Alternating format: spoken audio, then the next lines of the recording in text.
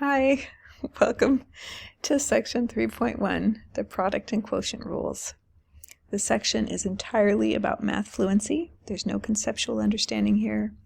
I am simply giving you a couple more tools in your tool belt to finding derivatives. So let's say we have a function y and we can break it up into the product of two other functions, and we'll call the first one f of x and the second one g of x. Well, then the product, or the derivative of that product, y prime, is equal to the first function times the derivative of the second, plus the second function times the derivative of the first. And guess which one that is? Yep, it's the product rule. Let's do an example. So here we have a function y, and it is the product of 7x and x to the fourth minus 1. So we'll call 7x the first function, and we'll call the binomial the second function. Well, then y prime is equal to the first times the derivative of the second plus the second times the derivative of the first. In the next step, we'll take those derivatives. We'll find the derivative. So the derivative of x to the fourth minus 1 is, of course, 4x cubed. That minus 1 just goes away. And the derivative of 7x is just 7. So now all we have to do is multiply those two terms. In the first, 7x times 4x cubed is 28x to the fourth. And then distributing that 7 to the binomial, we get 7x to the fourth minus 7. And finally, we just combine those x to the fourth terms. And there you have y prime.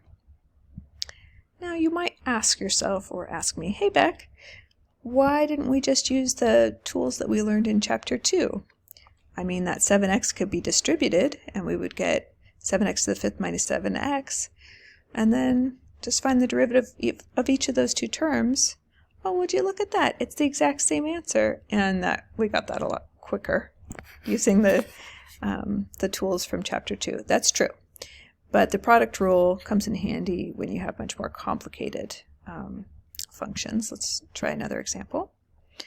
So here we got a binomial times a trinomial. I mean, if we multiplied that out, we would get 6 terms, and then finding the derivative, it's probably simpler. But let's use the product rule. The first times the derivative of the second, plus the second times the derivative of the first. It does look complicated. Sure enough, the derivative of the second is 9x squared minus 5, and then the derivative of x squared plus 1 is 2x. That gets much simpler. Multiplying and then combining terms, we get this lovely answer, y prime. 15x to the fourth minus 6x squared minus 108x minus 5. I invite you to multiply it out first and then take the derivative, and maybe you'll see that that one's, maybe it's simpler in this case too, but I promise we'll find some for which the product rule is helpful.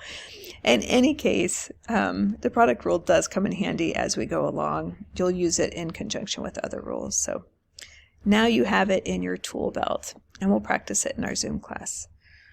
All right, and of course on your homework. Guess which one we're doing next? If your function can be defined as the quotient of two other functions, and we've seen lots of those examples, then the derivative y prime is, you ready?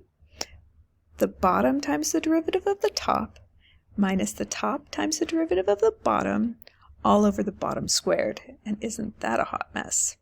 I recently learned so you could say it low d high minus high d low, square the bottom, and away you go. It's so corny. Okay, so let's try it. Let's do it. Oh yeah, sorry, that's the quotient rule. Duh. All right, let's do an example. Oh, it's a nice friendly example. I got this one from your homework. All right, so if your function y is rational, then we can call the numerator a function f of x and the denominator a function g of x. Then the derivative is the bottom times the derivative of the top minus the top times the derivative of the bottom all over the bottom squared. That is ugly.